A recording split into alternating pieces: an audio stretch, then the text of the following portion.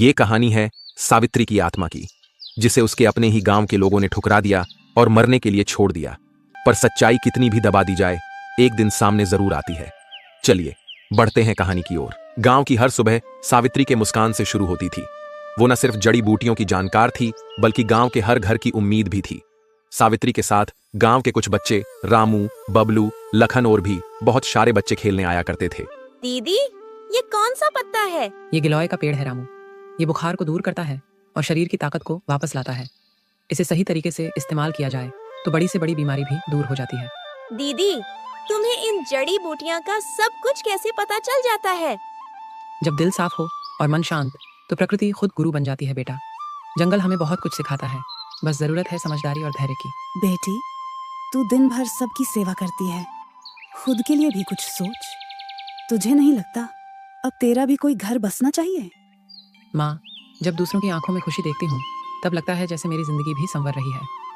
अगर मेरी दवाइयों और बातों से किसी को राहत मिलती है तो यही मेरा सच्चा सुख है। और जहां फूल होते हैं वहां कांटे भी होते हैं। सावित्री की अच्छाई पर बुरी नजर थी ठाकुर की, जिसे वो ठुकरा चुकी थी।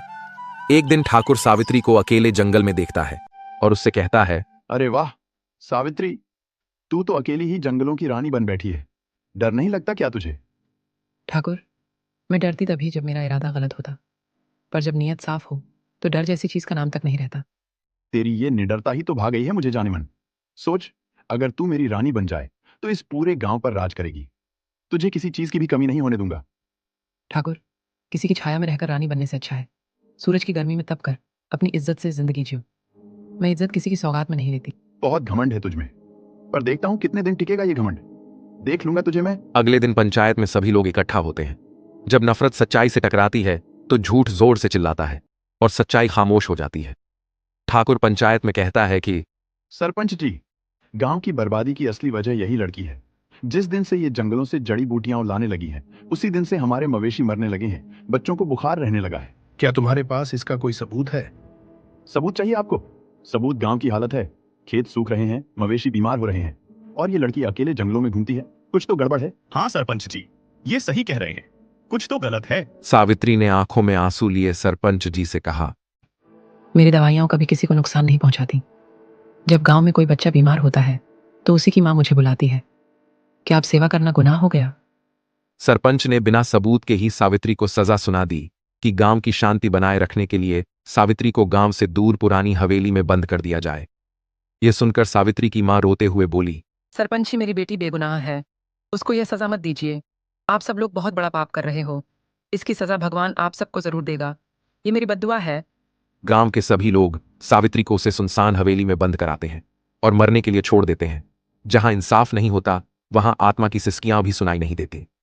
हवेली में एक चीख बस जाती है, सावित्री की आखिरी चीख। जब अपना ही घर पराया हो जाए तो इंसान की सांसें चलती हैं, लेकिन जिंदगी नहीं बचती। मेरी सच्चाई सुनी ही नहीं किसी ने, मुझे दोषी करार कर दिया गया और अब मैं मर कर अपना बदला लेने के लिए जरूर वापस आऊंगी। और इस तरह धीरे धीरे सावित्री की सांसें रुकती है। हवेली में सन्नाटा छा जाता है और अब सावित्री की आत्मा हवेली में भटकने लगती है। अब इस घटना को हुए कुछ साल भी बीत जाते हैं और पूरे गांव में दहशत का माहौल बना रहता है। पूरे गांव में हवेली में भूत होने की खबर फैल जाती है। अब गांव के सभी बच्चे रामू, बबलू, लखन बड़े हो चुके थे। जहां डर हो वहां हिम्मत की सबसे ज्यादा जरूरत होती है, और जब दोस्त सच्चे हों तो अंधेरे में भी रास्ता दिखता है। तीनों दोस्त रामू, बबलू, लखन आपस में बातें करते हैं और सावित्री दीदी को याद करते हुए कहते हैं कि अगर सावित्री दीदी सच में चुड़ैल होती तो बचपन में हमें बुखार से नहीं बचाती। वो हमेशा सबसे पहले दवा लेकर आती थी और खुद खाना भी नहीं खाती थी जब तक हम ठीक ना हो जाए। तो फिर क्या हम यूं ही उस पर लगे झूठ को सच मानते रहे? नहीं, चलो हवेली चलते हैं और देखते हैं असलियत क्या है। हर बंद दरवाजा कोई रहस्य नहीं छुपाता। कुछ दरवाजे इंसाफ की दहलीज बन जाते हैं। अब तीनों दोस्त हवेली पर पहुंच जाते हैं। तभी दरवाजा अपने आप खुलता है। हवा चलने लगती, बारिश शुरू हो जाती है और बिजली कड़कने की आवाज आती है। सब लोग डर जाते हैं और तभी उन्हें एक आवाज सुनाई देती है, डरो मत, डरो मत, डरो। मैं किसी को नुकसान नहीं चाहती। मैं तो बस सच बताना चाहता। सावित्री दीदी, आप सच में आत्मा बन गई हो क्या? जब इंसान जिंदा रहते न्याय नहीं मिलता तो आत्मा भी रोती है भटकती है लेकिन मैं चुड़ैल नहीं इंसाफ भूखी आत्मा हूँ। सावित्री ने अपना सारा सच रामू, बबलू और लखन को सब कुछ बता दिया कि किस तरह ठाकुर ने उसे सबके सामने फंसाया और मुझे मौत की सजा दी। अब वह तीनों दोस्त वापस गांव में लौट आते हैं और सबको बताते हैं कि सावित्री दीदी निर्दोष थी, हमें हवेली में उसकी आत्मा मिली, उसने सब बताया। ठाकुर ने झूठा इल्जाम लगाया ताकि वो अपनी सच्चाई छुपा सके।